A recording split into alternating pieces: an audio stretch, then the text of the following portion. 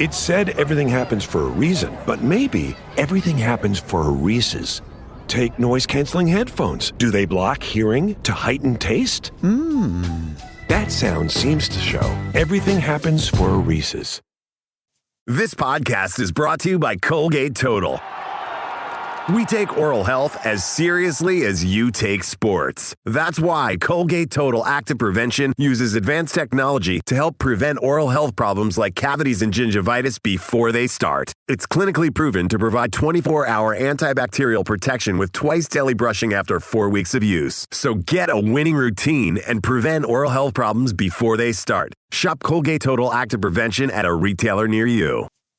The Emmy Award-winning HBO original series Hard Knocks Training Camp brings viewers into the preseason with unparalleled access to the reigning Super Bowl champion Seattle Seahawks. Go behind the scenes with Sam Darnold, Jackson Smith-Njigba, and the legendary Dark Side defense as they prepare to make another run at the NFL title. See how the best in the world take the hype and pressure head-on. Your football fix starts here with the personalities and challenges that define a championship team. Bonds will be built. Bloopers will be captured. Hard Knocks Training Camp with the Seattle Seahawks premieres Tuesday, August 4th at 9 p.m. on HBO Max.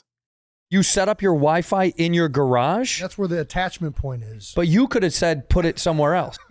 I just haven't changed it yet. That's such an Ed Kelsey move. I'll get around to it. It's like that second floor bathroom. That's still not done. We had to watch Dad take shits with his newspaper because he took the door off the hinges. Like somebody bought a second floor bathroom in Cleveland Heights that a 12-year-old soldered the pipes. 90% sure I didn't know how to solder anything properly. This is so good. It's like, why the fuck is the pipes jacked up here on the second floor? Every week, something's wrong with that bathroom. What could be the problem? It's like a 12-year-old soldered this thing together.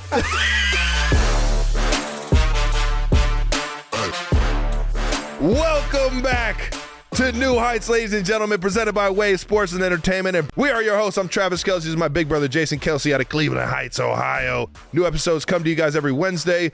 Subscribe on YouTube and wherever you get your podcasts. Follow the show on all social media at New Heights Show with one S. And check out our official fan club at newheightsshow.com. We've got a very, very special episode for you guys today. Jason, why don't you do the honors and let the people know what they got coming up? That's right. We got an amazing episode for you, 92%ers. We got the one and only stand-up comedian, actor, and podcaster out of Naperville North High School. Yeah, Naperville! You might know him from his stand-up hit specials, Home Field Advantage and Cheeseburger, or his acting roles on Dave, I'm Dying Up Here, and Ricky Stanicky. He is also the host of hit podcasts Whiskey Ginger and Bad Friends with Bobby Lee. And he finally stopped by, dodging our calls and agreed to stop by on our podcast this week. Please, everyone, welcome Andrew Cheeto Santino. Hell yeah. By the way, man, dog. the B-Dubs intro, great, man. Dude, you were right on cue. Go. You were right on cue. Didn't even miss a beat. We should go right after this. Can I say the first time I met Jay, by the way? Can I say this real fast? Yeah. That was burned into my memory when you were like, yeah, my brother's going to be there. You're going to meet my brother. And it was at your house. And we were partying. We were hanging out in the basement. We were kicking it, having a great night. And I wanted to go upstairs to go make a phone call so I wasn't near the noise. And I see you. Jason was outside. It was snowing. And he remember this. And he was laying outside on one of your deck chairs, sleeping in the snow as it was snowing, in a t-shirt and shorts, sleeping in the snow. And I was like, "Hey, brother, you good?" And he didn't. He was like, nah, like that. And I go downstairs. I go, "Trav, your brother is sleeping in the snow." And he goes, "Oh yeah, oh yeah." That's where he belongs. It's like no big deal. He's like, yeah, leave him alone. Leave the bear alone. That's what you said. Leave the bear alone, man. Don't wake the bear. Whatever you do, don't wake the bear right now. You were passed out in the snow, but you were just catching a break from the party. You just wanted to break off, cool off a little bit. He was overheating. It was snowing. It was snow, pouring snow. He was heating up too much. I had to go back in the bear's elements, get in here and mini hibernation. That was a great intro to you, though. I was like, I know exactly who he is now. I get it. He leaves the party to sit in the snow. I get it. He had to regroup, man. That's how us Kelseys regroup. Just take a step outside and just fall asleep. I do love that. Oh, goodness. Dude, I'm sorry we had to call you out with Dave on the other week. I don't know if you caught that. Well, I got tagged. We had some fun with it, but yeah. I mean, it worked. Yeah, I got tagged. I got tagged through Dave. You had my old boy on the show. He did a good job. I listened, and also him being a Philly guy, I know he was amped to come see you guys and kiss the ring a little bit. So he was pumped. It was so cool having him on here. I really enjoyed that. All One the of the stories best were hilarious. conversations we've had. I have a bunch. I have a bunch about him. Some I can't even share, but off camera. That's the best. Yeah. Those are the best. Well, before we get going, we talked about this on last week's show. Jason wants to know about the meaning of your nickname, Cheeto. So it originated, people call me Cheeto Santino. Cheeto, I hear more often than anything now. I'm bad with timelines, but I think like 15 or 16 years ago, I moved to LA in 06, at the end of 06. And then I was playing basketball. I would play like these pickup games. We go to like these elementary schools, which always is great on the weekends, or go to like these local spots in Culver City that were pretty nasty at the time. It was great pickup ball. But I played with a bunch of guys, a couple of guys from the east side, some Mexican dudes from East LA. Boyle Heights. Shout out Boyle Heights. Shout out Boyo. Boyle Heights. One day, this kid Pavi was looking down at my legs when we were done, and I had short shorts on, like way above the knee, old school. You know what I mean? Oh, yeah. Old school gym teacher style, yeah. In my bird era. Yeah, in my bird era. Well, you got to be able to move. I want to pivot quick, you know? And he looked down and he's like, damn, dog, I never really like seen your legs up close. And I was like, what do you mean? He's like, it's like, it looks like you ate a bag of Cheetos and then you rub Cheeto dust like all over your legs from your fingers. Like, they look like Cheetos, dog, like for real. And everybody was losing it. And then, like at first I was annoyed and embarrassed. And then when I looked down, I was like, they do look like Cheetos. They do look like Cheetos. Yeah. So Cheeto was born from that. And then I embraced it and then it stuck. Then it just kind of traveled with me and I liked it. Then I turned my social into all that but it never left. It was funny. At first I was annoyed and then I thought, nah, you got to walk. If you don't walk into this, it's worse. Oh, you already know I'm on board with that. If you don't walk into it, they're going to cook you even harder. It's going to get you way worse. Yeah, absolutely. That's playground mentality 101. Yeah, embrace it. This playground mentality 101. And I just love that both you and Travis got your nicknames from playing pickup ball. Yeah. Pickup ball, baby. Yeah. Mine was that's how Travis got the big Yeti. He ran from it for a little bit. Shirts He's and embraced it skins. now. You can't run away from that, dude. No way. Embrace it. Dude, it's just a fucking sweater vest. It's just a jersey. That's right. It's just a jersey, and I got to own it. We said skins. Exactly. Oh, sorry, I'll make sure I By the way, shave next time. Speaking of sweater vests, Trav's the only guy that I know that'll play golf when it's like 94 in a multi-layered shirt with a vest. Dude, it's insane. You are the only dude I know that can do that. And he wasn't sweating at all. I was drenched. Yeah. Underneath, I was sticky. Yeah. It was a little sticky. It was real hot. I don't know how you do that. You just had to be like multiple days of like drinking bender, so you're just so dehydrated that there's no sweat to come out of the pores. Yeah, nothing can come out. That is true. And that was definitely where we were at. Yep. Every time. Little liver pain. Little bit of liver pain. Triple shot half calf oat milk 2 pumps extra foam. Your coffee order might be getting a little complicated. Your toothpaste doesn't have to be. Arm & Hammer baking soda toothpaste keeps it simple with a powerful ingredient that works hard for you. Baking soda. That's why it's the #1 dentist recommended baking soda toothpaste. As you brush, the baking soda particles dissolve to help break down plaque and stains for a whiter smile. So your teeth can feel clean, look bright, and make brushing a no-brainer. Try Arm & Hammer toothpaste. Simple, powerful, clean. Let's get to Vegas, though, man. You just wrapped up Bad Friends in we Vegas? did. Yeah, we did our Fucking last. awesome, Me man. and Bobby Lee were touring our podcast, Bad Friends live Bobby show. Lee! My boy. Legend. We're done. I think we did 50. The number is off, but we've been touring for just over a year. Just a calendar year passed a couple weeks ago, and Vegas was our last show. 50 some odd shows. It was been an incredible run, man. It was insane. We had a proposal. So cool, man. We had a proposal on stage. Hell yeah. Yeah, a guy proposed. I mean, that was actually our 4th proposal of the tour, but A guy proposed to you? he proposed to his wife, but Oh, all right. I would have taken it. Well, his soon-to-be wife. I was Yeah. thinking that Bobby was going to propose to Oh. you. That's what. Bobby would propose to me, but I don't know if I could be married to him. I just don't know. I could hook up. He'd be a fun hookup. You know, in Fuck, Marry, Kill, he would be just fuck, not marry. Sometimes kill. Yeah. Yeah. No, but we finished a long tour. Probably fuck then kill. Yeah, fuck then kill. But if it's Bobby on the show, he'd be like, kill then fuck. Yeah, that's what he would say. He's a lunatic. Yeah, well, the tour was incredible, man. It was so fun. It was like, not to be corny, but seeing the fans, connecting with the fans on that level, it brings you a new level of appreciation. I know you guys feel it in sports. It's just so wild, these live events. There's something that happens when you get to see their faces and feel their energy. It's, I don't know, it's unbelievable. And for people to tell you things like, dude, you make my work commute so much easier. Or, dude, I'm going through a divorce. Or, dude, I'm going through a breakup. Or, something tragic happened. I lost my mom. And when they tell you that you're the thing that gives them a little bit of peace during the week and happiness, and it really, truly does do something to you. I don't know what it is, but you're like, man, it's totally worth it to change people's shitty day. It's awesome. Yeah. It's great. I love to hear that, man. I'm glad you're in it for the right reasons too, because that's how you know you do this shit for the right reasons, man. Yeah, I want to make, my only goal when I was a kid was like, I wanted to be a professional comedic personality. I wanted to be an actor and a stand-up, and I didn't know if either of them would even work. And all I wanted to do was make people laugh. I wanted to make people laugh and feel good, because the world is dark and weird. And I was like, how can I break this up and make a living having fun and making people kind of forget about all the, nonsense of the world. Yeah. And we did it. Look at us. Look at us. We did it, baby. How about it, boys? We're here. We're doing it. We're doing it.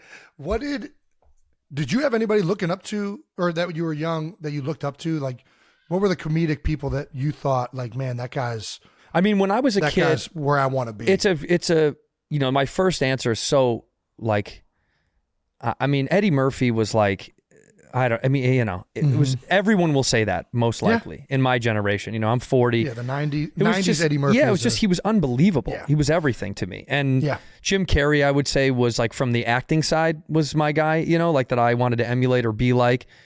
Even though he was a stand-up, but as a kid, I only knew him as an actor. I was too young to know him as a stand-up. But Eddie was that guy to me that was like so wild and free, and I wanted to have that energy. I knew I could never be that, but I was like, whatever that is, I love that. Yeah, because he always looked like he was having fun. Yeah, which that turned me on the most. That stand-ups that looked like they were also having fun was like kind of what I wanted it. Like they were in with you on it, Hell yeah. And that's kind of what turned me on the most. But yeah, him and Jim Carrey, I think, were the two dudes that I was like, God, I want to be that so bad. I want to be that kind of, have that energy with people and have that influence in comedy. Do, brother. You definitely Thank you, bro. I'm trying. I remember the first time I saw you live, and it was in Kansas City at the Amphitheater. That's right. And it was when you were on tour with Rogan, right? With Rogan, yeah.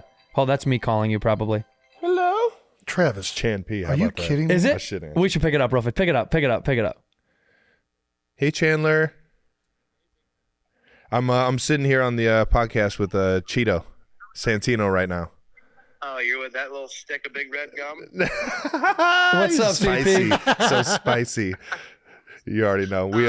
We were just about to get into how you won the tournament this weekend. Yeah. Let's talk about it. Talk about how too many strokes I got, whatever else. You did get too many strokes. You got like 9. No, I got 5. So 5 aside. You went in with, what'd you go in with? I played as a fucking 12. It's not my fault. Santino thinks he's a scratch and gives me 5 aside. All right. You should see this guy swing. It's unbelievable. It's magical. Like, it's as if there's like a hinge point at all parts of his body, and it's like snapping into place as he goes back. It's like doing the robot as he's swinging the club. Not only did I get the championship, I got most improved player too. So eat dicks. All right, love you, buddy. I'm gonna hit you as soon as I get out of here. Yep. One of the greatest. Chan P. Fuck yeah. Damn, I forgot what we were talking about. Oh, me and when I was opening for Rogan and KC. Oh, dude. Yeah. But I can attest for you being able to give that energy and that feeling. I had Mahomes join me. This was like a training camp, like getaway. It was like a one day, just happened to be on the off day at training camp out in KC.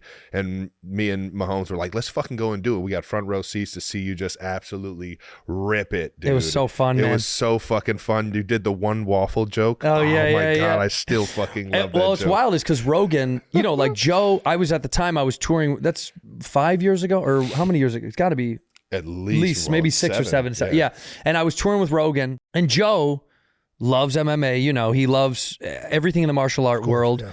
But, you know, traditional sports, he's cool with, but it's not like his thing. So I was amped. I was like, dude, the Kansas City Chiefs are like coming to see us. Like I linked up with these guys. They're coming to see us. And he was like, oh, cool. Which team are they? I was like, the football team.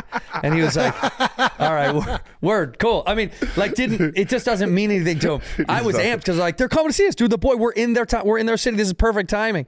And then after that, I was in Dallas, and Pat came out with the crew. With the crew to come see me in Dallas. And then after that, tour has been going on, and oh man, life has changed for the better. It's been amazing, man. Dude, I remember that show forever, man. You absolutely killed it. It was so fun. That amphitheater's beautiful in KC. Had everybody fucking fired up. And shout out to Philly. We love Philly. I said that before the show, but every time I play Philly, we get so much love. We were in the Met last year.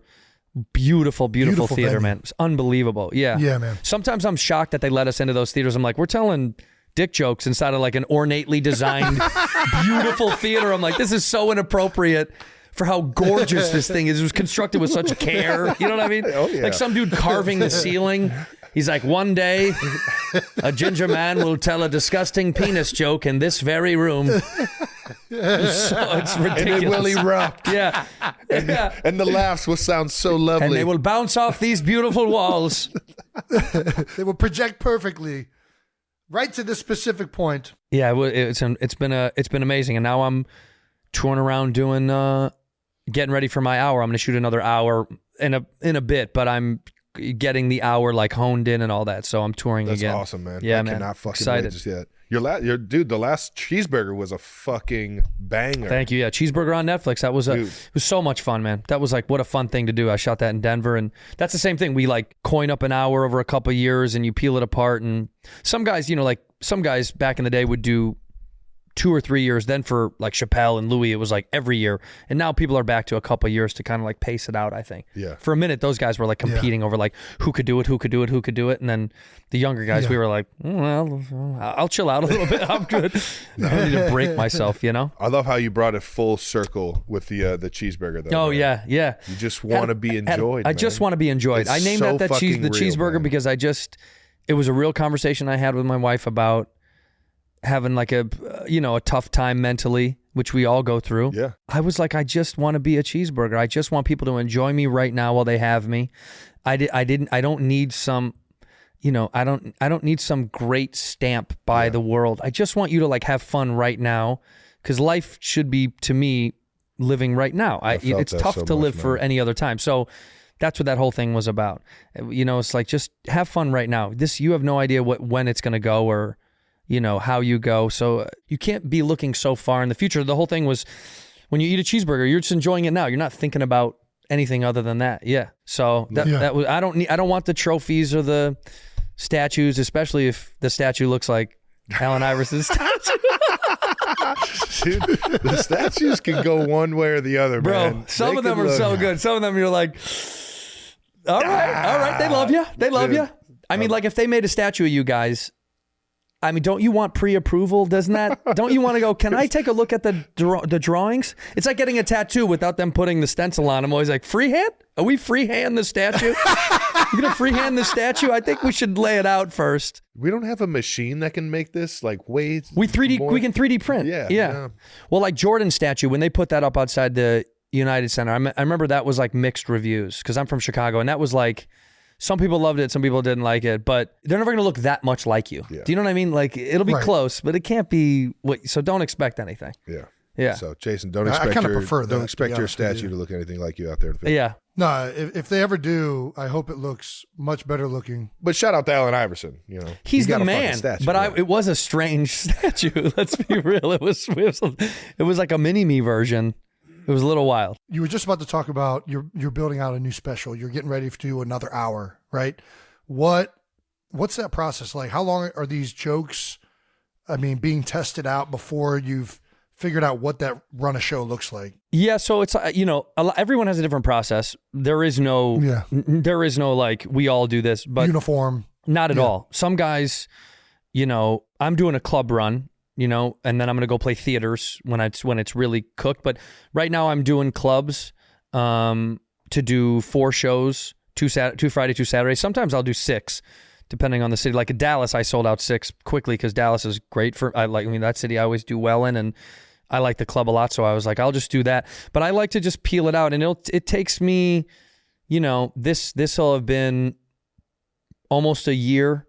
And I have the hour that I think I want to present, and then I'll go to the club and kind of start to puzzle piece it together in terms of like, this should go here, I want this here, and then slowly stack it, listen to my set back, write it down, you know, and go back and forth, and then change it the next night, and the next night maybe go back to the first one and see how my timing works and see how it Dude, this pairs is so up. fascinating. Yeah, it's weird. And there's no one way, truly. Like I have friends that do it that, you know, like Shane Gillis is a good homie, and like he's doing it on tour now. Beautiful Dogs. Because he just, Beautiful Dogs, such a good special. And he's doing it now on his new tour in theaters, peeling in the new stuff that he's got, and then also doing a set that he already knows he has. So everyone has a different process. But for me, I'm just going to do a club run, and then I'm going to do theaters probably in the fall to get ready to record. Maybe I think December or January I'll record it. You think you'll go back to the hometown?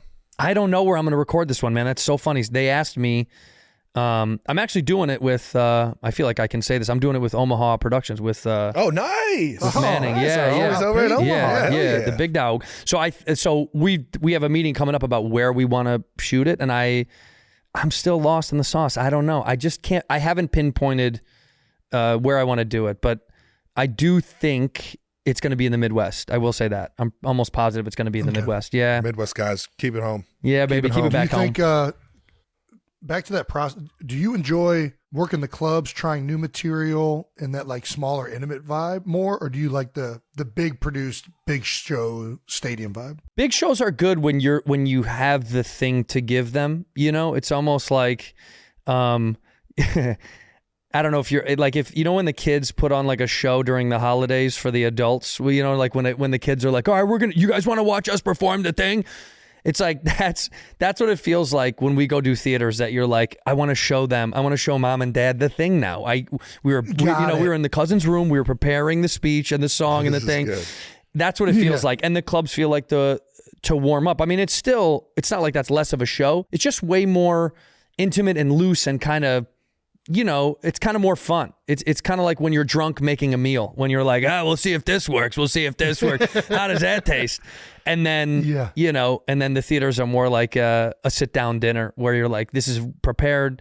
It's tight. It's more concise, you know, for me personally, again, but that's everyone's it makes so sense. different, but that's how I'd like to do it. Hell yeah. Do you, you talked about doing the tour this past set of shows. You guys talked about going on a bus. Oh my God. Did you guys end up doing the tour bus? Yeah, we did the tour bus. We did it for the first half, and then that was it. I got to tell you, that was it. They were like, do you want the bus for the second half? I was like, no, I think we're going to fly. We know everyone knows the rule of tour buses. There's no pooping on the bus. That is a fact. Yep. It's been that way since the 70s. Who abused that? Bobby Lee. Bobby Lee clearly was the first one to poop on the bus. I wish Vegas had a money line on it. I would have bet so big. Hammered that line. Yeah. I mean, but the bus driver we had, this dude, he was so funny, man. He was so wild, and he's like, I'm just gonna be real with you. If y'all poop on the bus, y'all are gonna be smelling it for a long time. And I was like, well, let's not poop on the bus, please. Of course. Yeah. Bobby pooped on the bus, without a doubt. He's like, we couldn't stop. Gosh. It was 2 a.m. He wasn't going to pull over, blah, blah, all these excuses, which I know wasn't true. I know he pooped in the afternoon and he just lied to me. Yeah. It was 2 p.m., not 2 a.m. He was just switching his head. But the bus life is crazy because you live in these coffins, you know, which actually are more comfortable than you think. They call them these coffins. They're like bunks. Yeah, they're not that bad. You feel kind of like snuggled, like burritoed in a little bit. Interesting. I slept in the back for a bunch of it. There was like a bedroom back there, but small. And I hated it. The bunks are a little bit nicer because there's a dump bunk where you put all your stuff in. And then you sleep in those they're little comfort, you know, little like tiny comforting sleeping bags almost. Just little nooks. And then you can put your iPad up. They've got these clips so you can put your iPad on the ceiling and watch TV shows and movies. Yeah, it's actually kind of nice. They have little speakers and fans, and It's kind of cool. It's kind of a little getaway. But yeah. the worst part is doing a show, doing the meet and greets and all that stuff. You got to eat fast, pack up, then get on the bus immediately because you have to drive to the next city. So you're sleeping through the night, and then you're waking up in Oklahoma, then you're waking up in KC, then you're waking up in Indianapolis. So that's a little tough on your body clock. It stinks. You got to wake up. I would try to get a workout in, then go to lunch, write and organize, do sound check, and then you're at the venue. So there's not a ton of like kick it time. It's kind of tough. It's a little tough for you. That's why the planes are so much easier. It's more expensive to jump the whole crew on a plane and go, but it's worth it, man, because the buses they're tough. They're tough. It's tough, dude. I can only imagine. Especially on when you're going through the middle of the country, and this is you all night long on the bus. All night, dude. I mean, it's like being out at sea. I mean, like all night you're like this because the buses are so top heavy. Oh, yeah. Any bit of wind, they shake the whole night. And if the road is a little bumpy, no bueno. It's not good. Yeah, it's not good. They're hard to pee in the middle of the night. You're holding onto the wall. Yeah, it's going everywhere, dude. Before we get out of Vegas, we got to give 8 a.m. golf a shout. They always So have much the fun. funnest tournament. I was pissed I couldn't make it this year, but we were mad you didn't come back. The returning champions didn't return, which is a little strange. well, Pat didn't do the past 2 years. I at least came back last year and tried to run it up with Chan P. Fell short to Timberlake and Fallon. For all of you that don't know, 8 a.m. golf is Timberlake's big deal that he has out in Vegas every single year at the Wynn Golf Club. And man, is it a fucking good time. It was so fun, man. Looking at all the videos from over the weekend, I know I missed a good one. Yeah, Jimmy went off. He threw a drone in the water, which it started. He threw one of the flags. I think he threw the flag on the 17th green in the water. Dude, then he threw the drone in the water. You know that's my lake. That's Travis. Lake Travis. Yeah, I know. Dude, I saw that's the where video. he threw my putter. He's got a fucking God damn it, Jimmy, control yourself. He can't, dude. He was out of control. But we played them the second round. It was me and C League. Me and Courtney Lee played C League. In the second half we played them. And we did great. It was just I was giving Chandler shit because him and Blake Griffin got like 30 strokes. I was like, how can I beat the guys who stroke on every hole? But it was so much fun, man. Dude, we had a blast. And it keeps getting better. There's more and more dude. just good people that come every single year, It including you. was stacked. It was stacked with like so many fun, cool, and good golfers. Like surprisingly more people that were good than I knew how good they were until they showed up. And I was Phelpsy's always out there. We played him them. and Brian, and I can't remember his last name from The Office. Why can't I remember his last name? Oh, I always forget it too. It's not Baum. It is is Baumgartner, right? Baumgartner. That's right. Yeah. I think I still owe him from. Yo, you don't owe him in anything. Tahoe. He went off gambling, by the way. He went, dude, that guy goes He kills off. it. I see him out in Tahoe, always ripping it. Yeah, he's like, do you want to come play with us? And I was like, I'm going to go to the $50 tables. I don't think my residuals are as good as yours, buddy. So I went over to the little baby tables, but they were going, I mean, they were gambling. And then we played them in the second round, and on 18, there was a couple of like fans or sponsors or whatever behind us. And the guy was like, how you guys doing? I said, good. And he goes, do you know him? And I go, yeah, he's a swimmer, I think. That guy's a swimmer. Val Phelps. He goes, no, I know that. I go, yeah, I think he was like in the Olympic. I don't know what. I think he's an Olympic guy. I think he's an Olympic guy.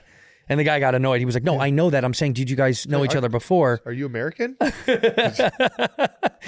said, yeah, I think he's got a bunch of the neck danglies that they give you. Yeah, the lanyards. Yeah, the lanyard. Yeah, a couple of lanyards. Yeah, to the take home. lanyards. Yeah, so it was fun. Overall, man, it was so much fun. We had, it was a great time and a good group of people. And I'm taking a break from drinking for a little while because, ow. Yeah, that'll be me next week. Next week.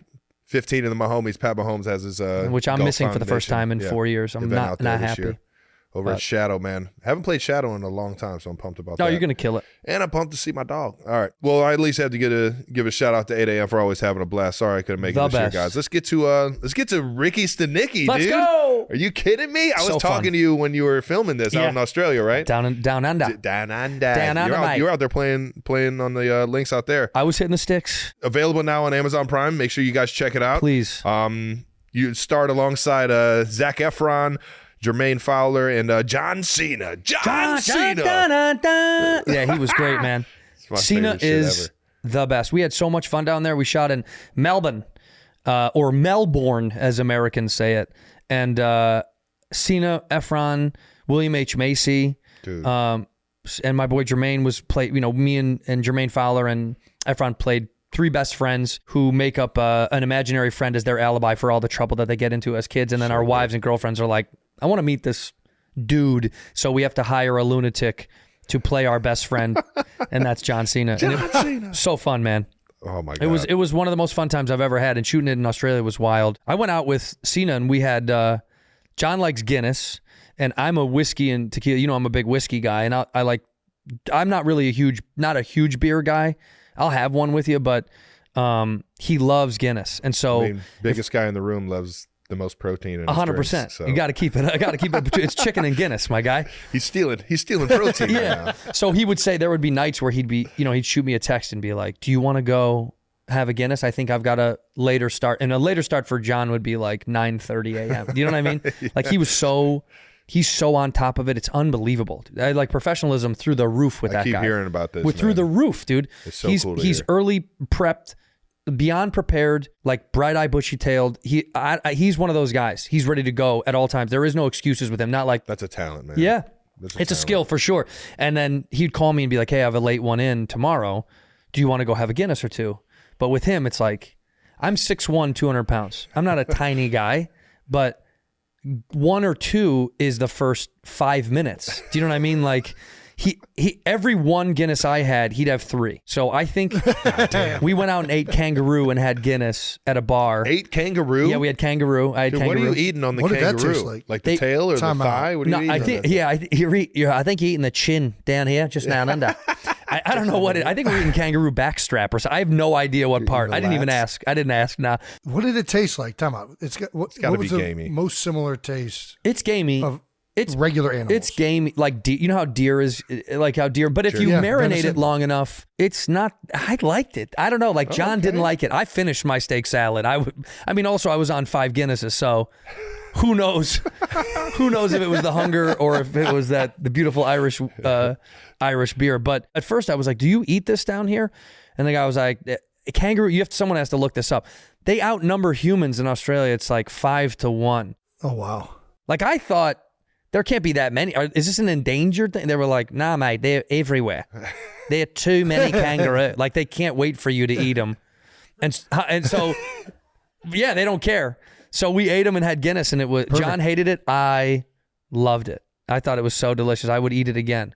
But he's a good dude to go out and have one with. And then again in the morning, a pro, like doesn't miss a beat, a total pro. So dope. Yeah, me on the other hand, there were some tough mornings. This kangaroo is killing me right now. Yeah, it was tough. It was tough, but we had so much fun. And they were really, really good people and they treated us well. That whole city showed us so much love in Melbourne. Something about the Aussies, man. They're the best, dude. They're such cool people. Every single time I fucking see one, I ran into Hemsworth Yeah. one night, and it was like I met my long lost brother. Yeah. Within like 2 minutes, I'm like, dude, we got to rip it again. Yeah. We don't have enough time right now, but we got to do this They're so again. chill and so down.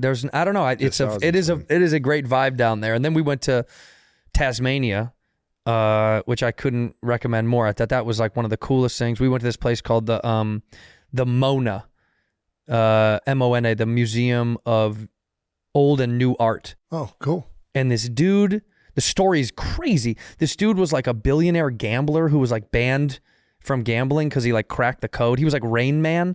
And then he took all this money and he bought this huge, beautiful house. You'd have to look this up. And it's multiple floors. Got to be 3 to 5 floors underground. Everything from like Picasso's to like brand new art. Wow. And during the day, there's 5 or 6 like nooks of musicians, artists, painters, performers working on their craft, and then they perform in the evening.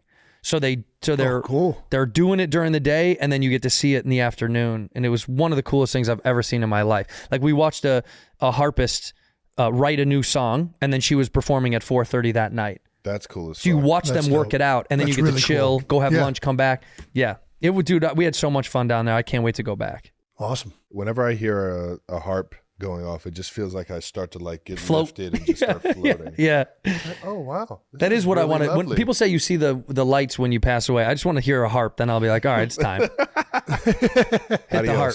Hit the See you harp. guys Take me next to lifetime. take me to the other place. So good, man. Shout out to Australia for making it home for you guys. for Showing me a bit, lot of man. love. And let's move on to some no dumb questions. All right, now it's time to get to our segment, No Dumb Questions, because there's no such thing as dumb people. True.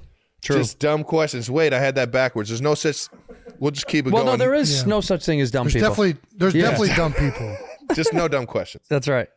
Until you hear some of these. No Dumb Questions is sponsored by Tommy John Underwear. You ever throw on some Tommy Johns? Yeah, Hey! I mean, I usually free ball, but I'm going to start wearing Tommy Johns from now on. We got something about the Midwest crew right here. We just let it fly. I don't, but you guys do. Tommy John makes the most comfortable underwear on the planet.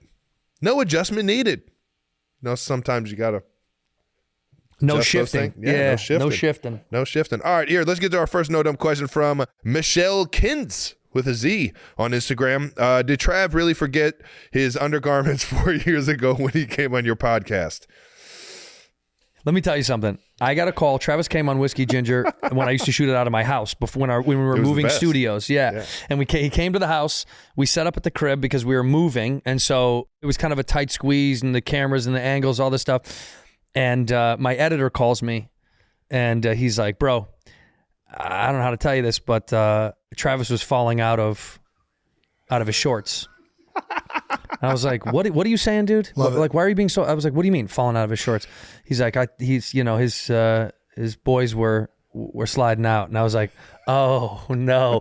And he goes, do you want to like call him and reshoot it? And I said, just put a Kansas City Chiefs logo over his package whenever it falls out. I mean, Travis's his boys wanted to make an appearance on Whiskey Ginger, and I get that.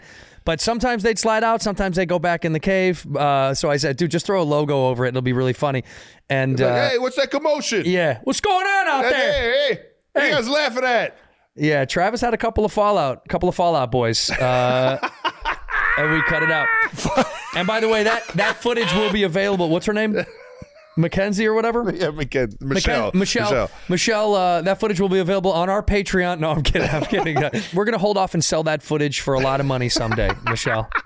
That one is in the vault for life. Yeah, Travis had a little sideshow going on. I didn't have my Tommy Johns on. No, he did not. No wonder you wear underwear now. I've never had that issue. Mine can't fall anywhere. They're adhered. Well, you tape it to your leg. Yeah. Keep it tight. That's all I got. I don't know. All right. Well, it was a fun-ass interview. You guys should check it out. So fun. On Whiskey Ginger's page. Our sponsor, Tommy John, heard about this and has given us a care package just for you. Oh, hey, how about that? Whoa. Santino, it's under my seat. How about Under your seat? How about this? I didn't know we gave out. Oh, look at that. Oh, wow. Just for you. Thank you, dude. I know you do free ball and everything, but you got friends and cousins and shit. The gold standard of underwear. There you go. Nice. Emergency box. I won't have to shift ever again. Look at that packaging. Dude, these are great, man. Thank you so much. You already know. Thanks, Hopefully TJ. they're in your side. Yeah, I mean. Size. Yeah, they might be my size. We'll find out. You know me. If it's free, give me 3. I imagine I'm a little smaller than you. Underwear size-wise, just because of, that's it. There's no shifting. Yeah, there's no shifting. No more shifting. Automatic underwear. Yeah, so thanks, Tommy John, for passing those along. Thanks, TJ. We didn't know you didn't wear underwear. Yeah, no, I do now. I will now. Honestly, it depends on the season. When it starts to get warmer, it depends on the pants I'm wearing. It's all, like when I golf, I'll be wearing my Tommy Johns. There you go. Yeah, you got it. I have to. Yeah, exactly. But when I'm around the house, or when I'm at work, or when I'm with friends and family, when I'm at a funeral, a wedding, free ball. But I'll be wearing my TJs when I play sports. Let the boys fly. All right, let's move on to our next one from @Emily E. Suel on Instagram. Not for Andrew, but my husband and I constantly argue about this. Is Travis a ginger? No, you're not. You are, but you are accepted by the community. Nice. We had a meeting. Honorary? Yeah, we had a meeting in what? February this year. And we voted on you, and you did slide in. You're a brother. You're a part of the brotherhood. That's what I'm talking about. But you are your own animal. You're not one of us, but we do love you and accept you very much. And Jason, you did get an honorary mention as well, because we do know you'll have specks of red come in your beard a little bit. The rumor is you pluck them, which we're not happy about. You have to let them stay. You gotta let them stay, dude. Yeah, that's so good. But you do get a little bit of a red beard in the summertime. Your beard gets a little red. Yeah, if it gets real long and then the sun hits it. Yeah, I know. Fries that thing. Yeah. Real nice. You Catch me in the light. look like me if God wasn't messing around with colors. You know what I mean? If he was like, all right, we'll stop playing. We'll make a good looking version of it. He's just fucking around I was with the you. beta version of it. Yeah. He's like, look at how funny this looks. All right, we'll make a good. We'll make a good Look at one. his legs. Look at his legs. We'll make a good one. But you're accepted by the Brotherhood. You know. Accepted by the Ginger Crew. Thank you. Gosh, I'm so fucking honored. I know, man. I'm thinking of all the. It's a big deal. I'm thinking of the community that I'm a part of right now. The Scalabrini. He's gotta be in Scal's there, right? absolutely. Are you kidding me? That's one of our kings. The White Mamba. Yeah, he is actually one of the leaders of the conference. Yeah, he's up top. Him, Ron Howard. Although he's lost most of it, but we still recognize him. Oh yeah. Kathy Griffin, Carrot Top. Ooh, Carrot Top swole is a son of a buck. Yeah, he's our security. Carrot Top works security. I saw him at the Super Bowl. Back to your Chicago roots. What about Rodman? Yeah, Rodman he's definitely in when he wants to be, and we just can't argue with him. Yeah, we're not allowed to say anything about that. I don't want him to come beat me up. I had to ask because obviously one of the best comedians, Chi-Town, like Bill Murray, The best. like when Farley and Farrell at the Chicago like studio that was so a really, lot of those guys came through Second City in Chicago. Second City. That's what a it lot was. of guys would come to Chicago and perform there, or like start comedy there, and then go to back to New York or LA or whatever. But Second City has cultivated like some of the greatest comics of all time. That place in particular, and same thing with IO Improv Olympic. Chicago became this like improv hub. And it made Right. some of the greatest of all time. Have you ever? That's why Farley loved Chicago so much. I mean, he was he went to school in Marquette, Wisconsin kid, and he loved Chicago. Unfortunately, lost him in Chicago, which stinks. But I think a lot of those guys, Chicago feels like a smaller New York. So if you're not ready for New York as a performer, maybe it feels a little bit more homey. It's the Midwest, and the culture was so thick and rich with comedy. And then, people those guys all went on to SNL, and then, the rest is history. Did you come straight West Coast or did you? I never started in Chicago. I started stand up when I moved to California. I was, I performed a little bit in Phoenix when I went to school at Arizona State, the Harvard of the West, baby. Yeah. And I would Shockers, baby. Shock them, put them up, baby. shock them up. So the Harvard in the desert. I went out there and I did a little bit of stand-up, but then when I moved to LA is when I I would say I started in Los Angeles. I would never say I started. I'm not a Chicago comic. Chicago's home, but how long were you already in the scene out here before you got the role in I'm Dying Up Here? I was always curious. I moved here in 06. That was a fucking awesome 06, 07. role. Thank you. 06, 07, and that show was, God, how long ago now? Again, my math is, I have bad math. Who knows what year it was? I'm Dying Up Here started in Come on, this is where our 20 producers thrive. Come on, yeah, they guys. thrive the most. Come on, guys. What is You I'm can do Dying it. Up Here? What year was that in? They offer zero. 2017 or 16? 2017? I think we might have filmed it in 2016. So you had So been, 10 years. You had yeah. been grinding for quite a bit. For a decade, and then I got that show, and that show kind of lifted me because it was produced by Jim Carrey. Fuck yeah. Melissa Leo, an Oscar winner, was in it. So it just kind of like Dude, I got it. Alfred Molina. Man, what? How was it working with Jim fucking Carrey? The man. I mean, Jim, the wildest story is Jim came to watch us at the Comedy Store perform. And I was, at first I thought, is this a bad idea or a good idea that he's going to see us? Because the store is where we call it working out, our local club. We go to work out. That's the gym. We literally refer to it as the gym, is like working out new bits and trying new stuff. And, you have off nights and up nights and down nights. But for the most part, as a professional, you're just working out. Yeah. He wanted to come see us. And I was a little, not nervous, but I was like, is this the right venue for him to see us? Because this isn't, you know what I mean? We're doing our thing. I'm nervous right now for you. Yeah. I'm and sure enough, he came and saw, and me and Eric Griffin and Al Madrigal, who ended up being the three stand-ups on the show. Mm-hmm.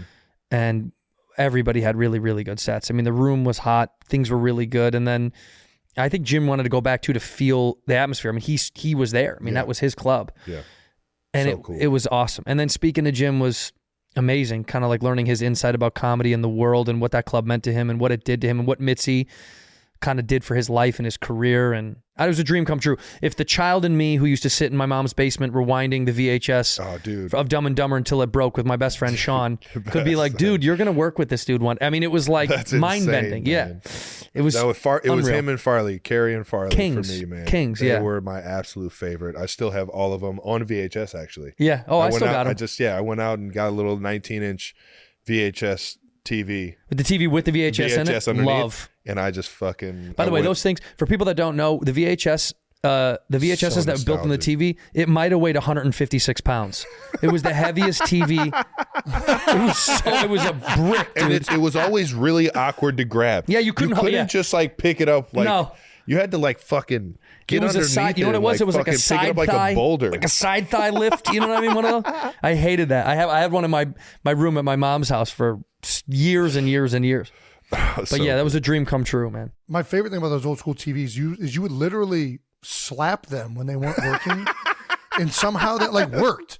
I still don't know why that was the on and off button. That was the on and off button when you were a kid. Just fucking smack it. Well, that was our dad. I think that was hit the top of it or side of it. It was like our dads. They learned that they were like, I hit the TV, I hit the kids, I hit the thing. When the thing doesn't work, I hit it. It works. The kids, the coffee machine, the TV.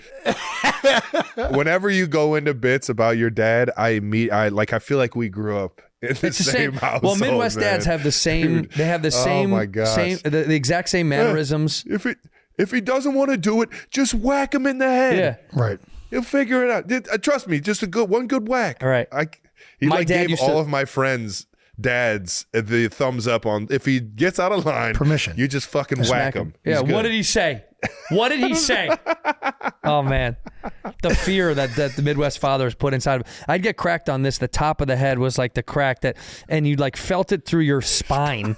It like went into your toes. Yeah. I used to hate it so much. I knew my dad was angry when he wouldn't say anything. When he would give me like the face of like, you know what you did. Oh yeah. You know exactly what you did.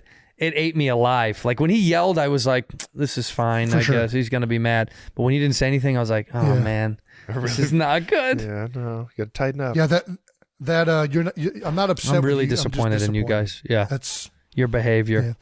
When I still remember, he had like a spell where I would like try to run away, and he was like, if you run away, it's gonna get worse. Get over here right now.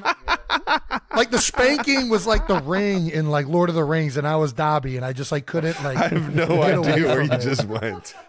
I'm so fucking lost where you just went. You really, but what a great trick he pulled, because if I run away, it's not going to be worse. You're not going to catch me. You're not going to catch me with those old knees. I'm out of here, bro. He knew. Yeah, he knew. Good trick. Yeah. Let's do another one of these no dumb questions. From @AaronReddish on Instagram. Which comedian could get 1 yard in the NFL? Ooh, that's a good one. Which comedian could get 1 actual yard in the NFL, meaning as a running back? Yeah. Yeah, I was going to say, as a wide receiver or as a tight end, there could be a couple of people that are pretty, but as a back would be tough. Yeah. Because who's got enough low to the ground energy to be able to do that? I would say, got to be short and stocky. I mean, I would say... it sounds like Bobby Lee. Bobby Lee. Well, here's why Bobby Lee would be able to get a yard in the NFL. They would hand him the ball, he would drop his pants, and everybody would run the opposite way. So he might get a first down until somebody's ready to tackle him. That's the only trick he might be able to pull. Psychological advantage. Yeah, it's a psychological trick. But from a physical standpoint, literally nobody would be. I mean, like, what are we even talking about right now? Nobody. Yeah. Not one comic. The only guy that would be able to trick people would be Bobby with his... this penis? Yeah, or he would just run backwards with his butt spread open and then just wobble backwards with the ball, and no one would tackle him. Yeah. That's such a Bobby move. Yeah. Oh, man. He could get away with that. Bobby just called me, by the way. He wants to know where I'm at and what I'm doing. I said I'm here. You want me to call him real fast? Let's call Bob.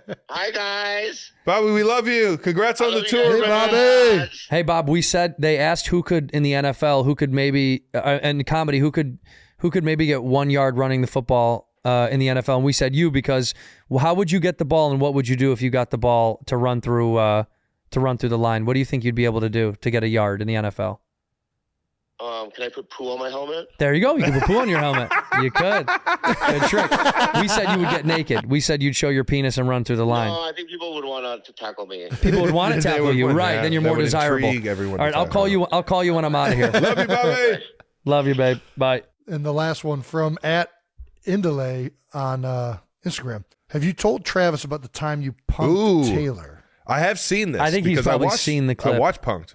Yeah. I haven't seen this. We'll say you got to see the clip, but we did Justin Bieber was hosting that episode. It was a celebrity punking a celebrity, and we did this many years ago. I guess Bieber had come back from Japan, and he told Taylor to come to his house to set off fireworks off the back of this house that we rented in Malibu. My favorite part about this, by the way, when this clip resurfaced, people were like, "That's so mean. This is crazy." It's like, this is fake. It's a TV show. It's not us. We're not, you know what I mean? It's like, Jesus, relax. Not real. But Taylor got a call from Justin and was like, come to this new recording studio. And she came down there at the beach in Malibu to just see his new studio and hang out. And he was like, I have these fireworks from Japan. Let's set them off. And Taylor, obviously to her credit, who's always on point, was like, I don't know if I want to do that. And then so we had to we actually knew ahead of time as we wrote the bit, because I wrote this bit. I was like, I was a performer on Punk'd, and I also was writing the show. And I said, if she doesn't want to do it, we have to make it so it's like a button or a thing where it's like an accidental easy, like, did you press this or whatever? And they set up a fake rig with buttons on it. And she did like touch one, like slightly, just goofing around. And it set off a firework, and we had it on a rope line to throw it in the direction of this boat, so a big boat out in the ocean. Oh, it set the boat on fire. And there was a wedding party on the boat, and I was the groom. And we were dinghied to shore with our boat on fire, and we blamed her for ruining our wedding.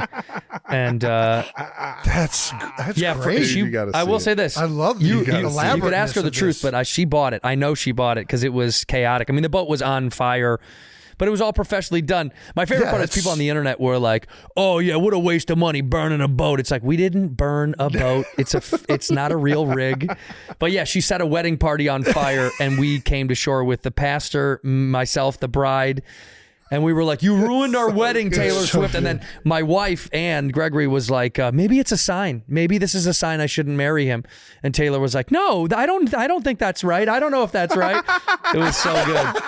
I got to ask Taylor about that. So fun, man. It was just like it was a perfect bit that worked. Some of the bits were so wild and they didn't work, but hers was specifically was great because it was so many moving pieces that kind of came together. Sometimes they don't come together like that, but like we did one with Drake. We punked Drake. He thought he was going to meet Vice President Joe Biden at the time, and we put him in the basement of the Skirball Center, and we had Secret Service come, like, you know, mirrors in the car and the dogs, and him and his boys were in the car, and he's like, and I was I drove them. I was a Secret Service member, and he was like, yo, chill, like, don't. Like, he was so legit. He was on his good boy behavior. He's like, don't fuck around with the Secret Service. Like, don't know jokes, no none of that shit. Like, he was prepping his boys. And then we had put a rig underneath his car, kind of like, you know how like a self-winding watch has a weight that isn't, you know, that when it flips, it spins. So it, oh yeah, the weight goes, I don't even know what those things are called. I'm too stupid. But we put that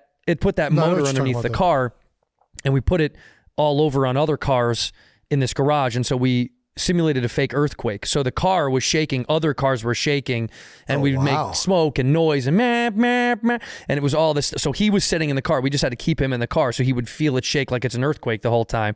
And he had a full-on panic, like Drake. Shout out to Drake, being from Canada. He was just like, he was like, yo. He grabbed onto his boy. He held him real tight. It was hilarious, dude. Yeah, dude, use that in the disc, Kendrick. Use that in the disc. I would have fucking been shitting myself if something like that happens, dude, he was freaking out. And then we had my wife who played in the earlier sketch, and she was pregnant, and she came on. She's like, "What's going on?" So you see this pregnant woman in the middle of an earthquake, and Drake was like, "Stay away from the car. This is the Secret Service car. You can't come near the car." It was so funny, dude. Yeah, we had some wild bits, but yeah, that one was good. The Taylor, you have to ask Taylor about it. Yeah, I'll see if she was trying to sell it or not. Yeah, she might have been. I don't know. When I saw it, I thought I bought it.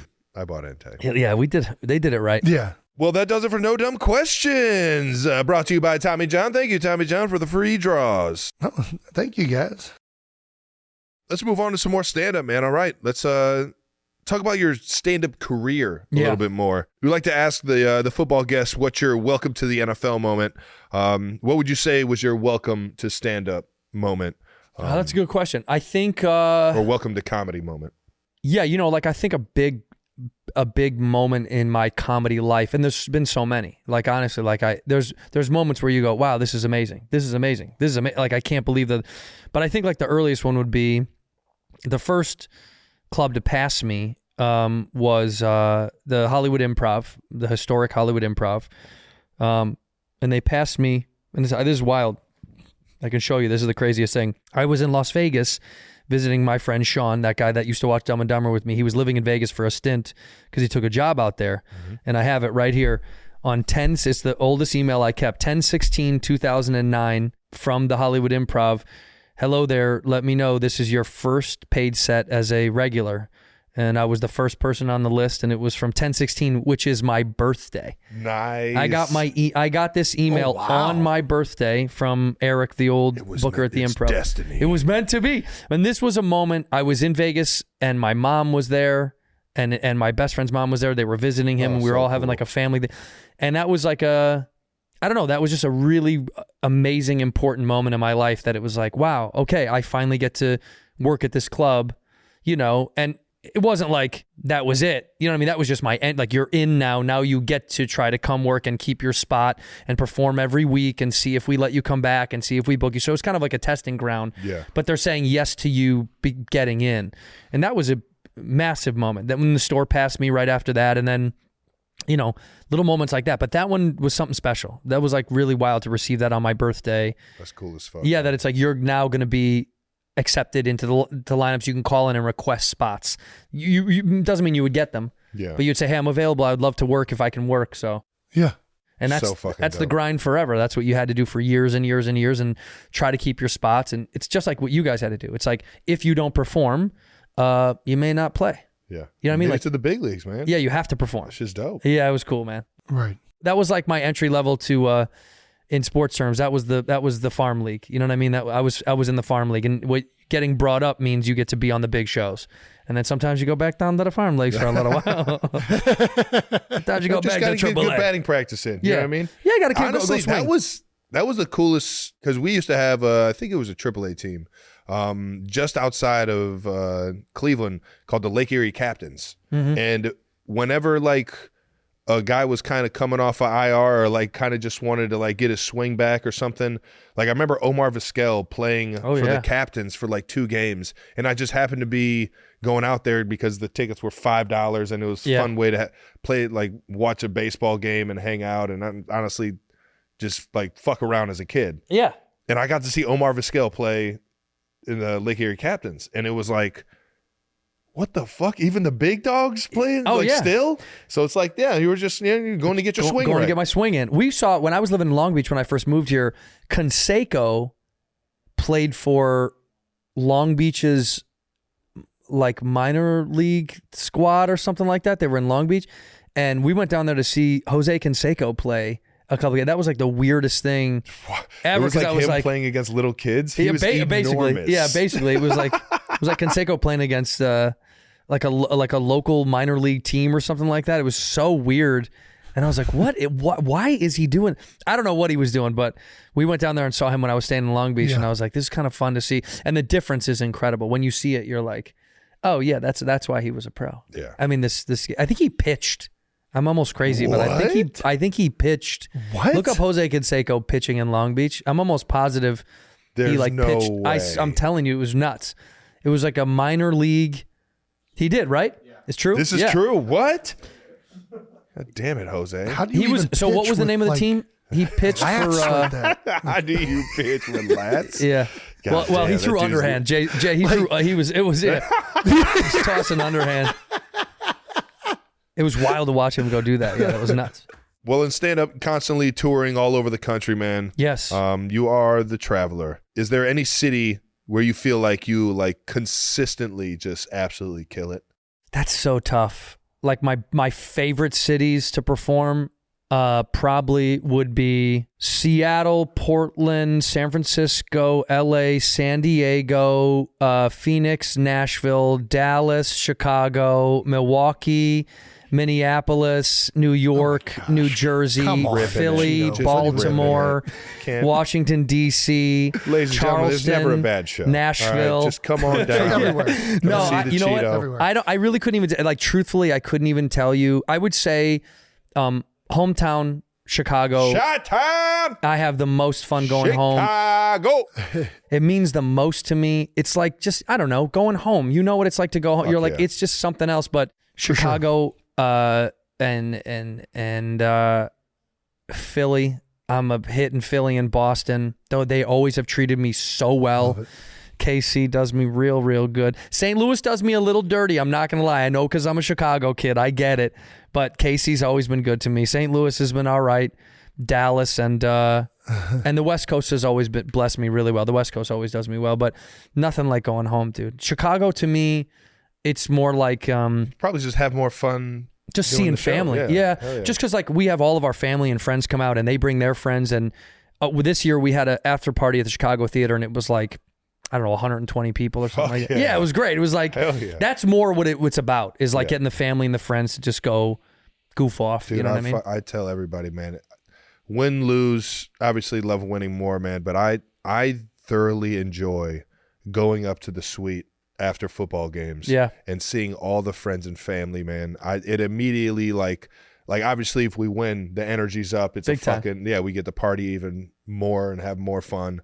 But being so grateful for getting to where you are in this world and being able to share that excitement and that success with the people that you grew up with, man, and the people that you're with now, man. It's just the absolute best. Dog. That's the reason to do it. I mean, I said this in the car to my sister and her best friend are with me, and I said, I think the only thing that's cool about being an adult is that when you start to make money in your career, you get to enjoy it with your friends and your family, people that you love. The only reason for me to like get more career success is like I can have more fun with my parents and my family, my friends, and do more fun stuff. That's to me, that's the only, I don't know. There is no other reason to do it other than using that to be able to have more fun and more access for fun. Yeah. Yeah. And get a sports car.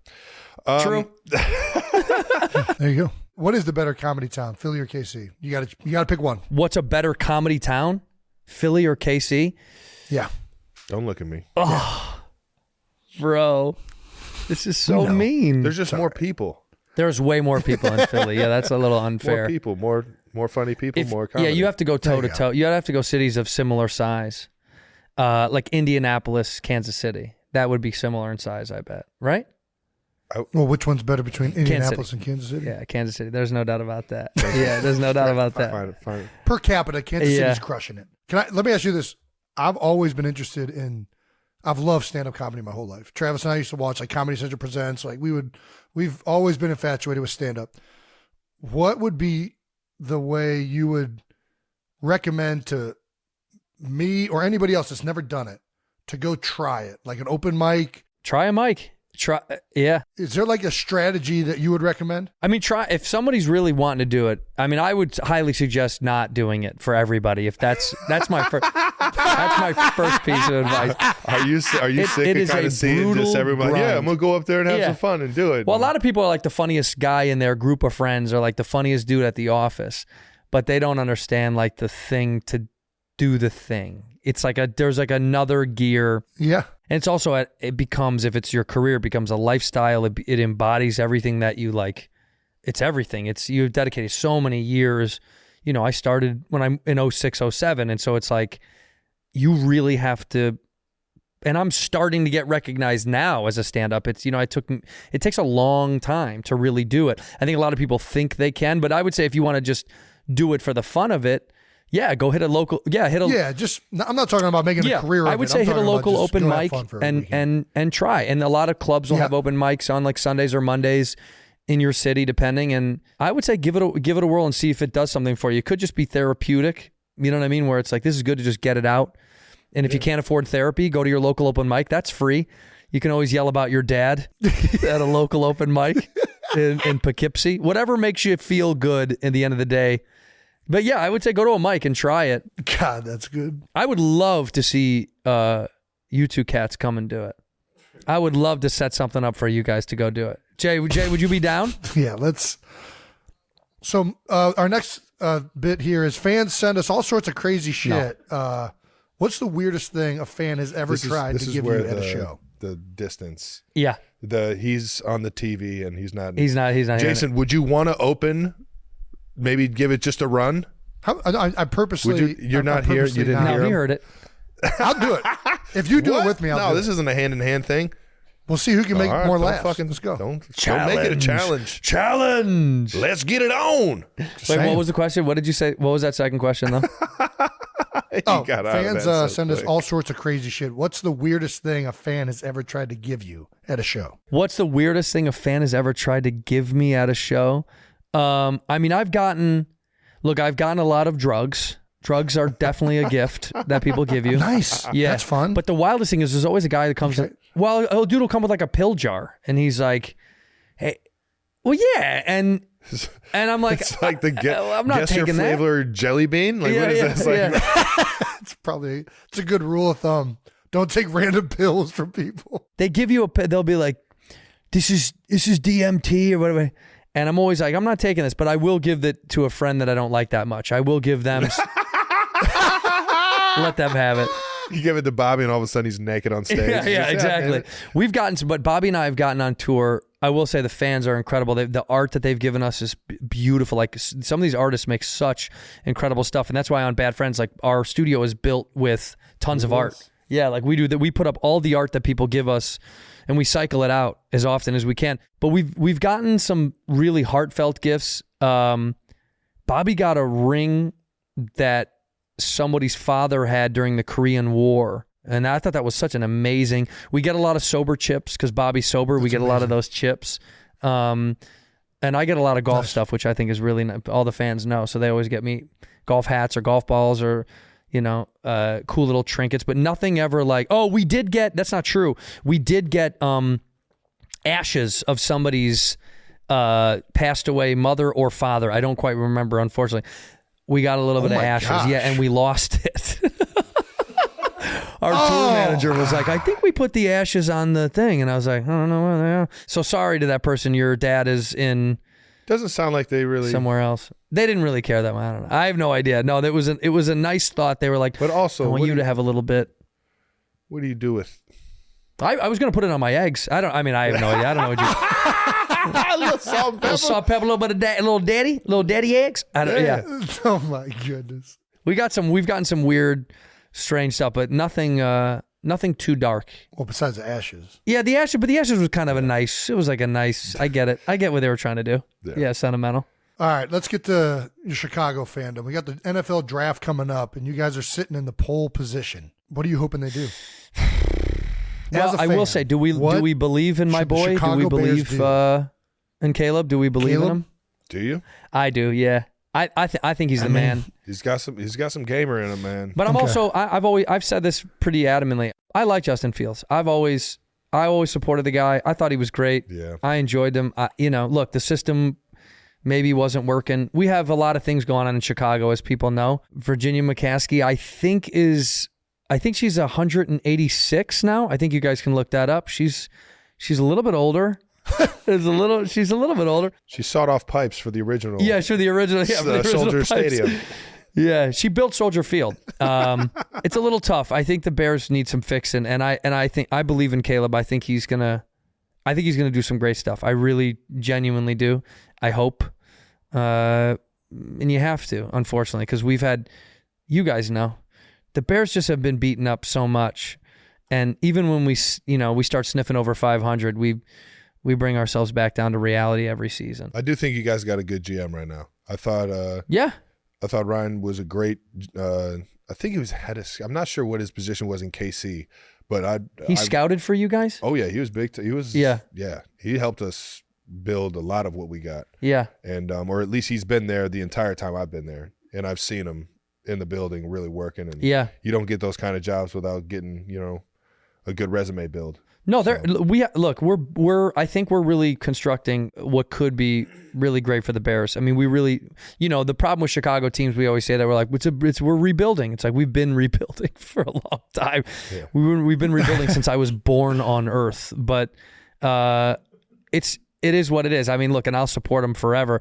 I do get a lot of shit online for supporting you. I get a lot of shit for that. Whenever I wear a KC, everyone's like, "Oh, really? You're a Chiefs fan? Now that they're winning?" I was like, "That's my boys. I'm just supporting my friends." But people really clap at me about that, so I can't stand that. Maybe the Bears should get some guys who just love to rip it on the golf course with Cheeto, man. Yeah, that's what I'm fucking talking about. Yeah, come on. Come play golf with me, then I'll support you. No, I'm a Chicago sports fan. Come on, Cole. Yeah, Cole. Yeah, Cole's a local boy. He's a dog too. We love him. I love watching. But I'll support. I'm going to support the Bears again and again. It's hard. It's just really tough, particularly when you spoil me and I come see you guys, and that sucks. I was like, how come my team can't do that? I like that. That's what I like. The trophy. I like. We want one of those. Well, out of all the Chicago teams, which one's top dog? Bears, Cubs, Bulls, Blackhawks. For me, Cubs. I grew up obviously I grew up it was, for me as a kid, it was basketball and baseball. The Bears were a little bit later in my life because I played basketball and baseball. I never played football. I mean, I did play football, and then I got a concussion, and my dad was like, "No more." I was like, "No more. That's it. I'm tapping out." Yeah, no más. What position? Well, this is funny. I in junior high, I was a safety, and I loved playing defense. And then our kicker got hurt. Yeah, and the coach was like, "Santino's athletic enough. He can kick. You just kick. Just all you got to do is kick it away." Yeah. And the kid snapped the ball over my head like 7 feet, and I jumped as high as I could. And I used to be able to hop. We have pictures I can send you guys of me dunking in college. Daddy used to be able to hop. Okay. Now I have sciatica. He snapped the ball like 7 feet over my head, and I remember looking up being like, as I jumped, I remember going, shit. Like I knew it was way slow gone. Motion. So I ran back to grab the ball, and I'm looking over kind of out of my peripheral. I'm like, the coach is like, kick it, kick it. But I knew I couldn't kick on the run. You know what I mean? On that turn and run. No way, dude. It wasn't taught no back way. then. That's so hard. Yeah. And so then I just started sprinting up the line, and I was making way, and I see the first down, and then Then I woke up, and my dad was over me. He's like, "You got your bell rung." That's what he kept saying. "You got your bell rung." Dude, I was gone. I was. See this so bad. And after that, I was like, "No more football." Do you remember Sean Taylor in the Pro Bowl game? He rocked that fucking kicker on the fake field goal. Dirty. The punter. Dude, that's what this is taking me back to right now. Dude, the pain was unbelievable because it blindsided me too because I'm running up the side. I don't see this dude coming out of this side. I got smoked. And it was helmet to helmet. Back then in junior high, helmet to helmet, they like cheered it on. They were like, yeah. Yeah, spear him in the head with your head. So I stopped playing football, and then Pernice O'Neill has a great bit about that, man. Who does? Pernice O'Neill. Yeah. R.I.P. I think he's passed. I'm not sure. Oh, Patrice O'Neill. Oh, Patrice. Yeah. Dude, he has a good bit about how it was just back in the day. It was like, there wasn't a get on the knee and pray for him. We were doing a tribal dance around this man. They were dancing on top of him. Yeah, I've seen that bit. Yeah. I quit. Man, take your socks. Great bit. I quit football, and then so Cubs and Jordan. I grew up in the Jordan era, so basketball was number one for me my whole life, and then now I still go Cubs games, Bulls, Hawks if I can, and Bears. But yeah, Cubs are number one for me. My dog's name is Cubby. That's 2015, man. I took my dad to the World Series. That was like the greatest moment in my life. I know, dude. I loved it so much. I took my dad to the World Series, and I was shooting I'm Dying Up Here. And we were shooting. I'll tell it quickly, but we were shooting over Dodger Stadium. We were in Chavez Ravine, and there was like a kick out that's like above the stadium that looks down. Mm-hmm. And we're shooting this scene where, man, this is such a weird. I was on the show. I was mad at my father for not being a good dad, and he gifted me a car, and I wanted to bash the car to pieces because I hated him so much. And we were at night. We were shooting the scene where I was bashing this car over Dodger Stadium about my dad that I hated who did me wrong, but I was trying to shoot the scene as fast as I could because I had to leave that night to get to the airport for a 4 or 5 a.m. flight to Chicago to get to the World Series to take my dad. Yeah. And so fucking cool. Got to the airport on time. I'm on the plane and the flight is delayed. And I'm having like a panic attack, like, oh, I'm going to miss the World Series. And I remember I was in the galleyway and I called my dad and I was like, I think I'm going to miss the World Series. And I started just bawling. I was bawling. And my old man was like, it's okay. And I go, you can take someone to the game. He's like, no, I'm not going to go without you. Just sell the tickets. Just get on StubHub or Ticketmaster and sell the tickets. Dude, tell me you made it. And then, I hung up the phone and the flight attendant was like, I think we're maybe going to take off in the next half an hour.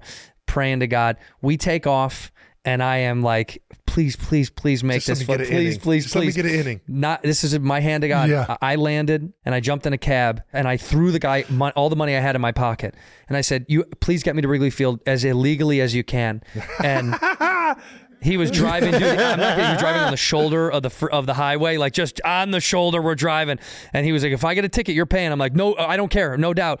And I get there, and I met my dad in front of Wrigley. We have a picture of it as they were singing the national anthem. He was waiting outside. Go! Yeah. It was the you wildest. Hear that, Chicago? It was the wildest All that moment. shit you fucking talking about the Chi-Town kid not loving the city? You fucking kidding me? It was amazing, and so I got to go, and we still lost that game, but I had such a good time. I got a similar, not as fucking cool as that. Yeah. That is awesome. Yeah, it was wild. But I did take I took tough on Papa the top. Kels to the World Series. Sat right behind home plate up there in Progressive Field, but as me and Jason know, Jacobs Field. Jacobs Field, right? Yeah, you don't call it that. Man, I'm telling you, those moments, they're the absolute best. I remember my dad throwing me on the Rapid. Rapid. You get off right there at the Gateway District, man, and you just, it's like the times have changed. Like Dad would just go up and get a fucking nosebleed seat, and we go and see the Indians, and then of course I'm taking them to the fucking World Series. Oh, it's the coolest moment, man. Ever, man. It was such a big special thing to do, and I'm stoked that I was able to do it. It was just like. It was incredible. I'll never forget it. Your dad's a real one. He's like, just sell the tickets. I don't even. If it's not you, yeah. I don't want to go. I loved him for that. I said, just take. His buddy John. I was like, just take John. Just take John to the game. He'll appreciate it. Harvey will like the game, and he was like, no, I'm not going without you. Just sell the tickets. And I literally was on one of the ticket apps. And I was contemplating hitting sell now. Like I held it open and I was like, God, should I just sell these tickets? I should just sell them. I'm never going to make this. And luckily she was like, just sit down. I think we might be able to do it in 30 minutes. And I was like, please God. And then by the way, the whole flight, I was just chugging whiskey, double whiskeys. But I was like, please make it, please make it. Gotta be primed. Gotta be prepped and ready. Can't enjoy Wrigley. Oh, how has that been? Seeing that entire community outside of Wrigley. What the Ricketts did to that whole thing is bananas. I mean, it's like a community. When I was a kid, it was just a little scumbag central for like party animal. Now it's like high end. You can go get like a nice meal before the game. And it used to be just like a shitty McDonald's and a bunch of sports bars. And now it's like hotels and restaurants. And I mean, it's beautiful though. I mean, they really did make it look like an event. You know what I mean?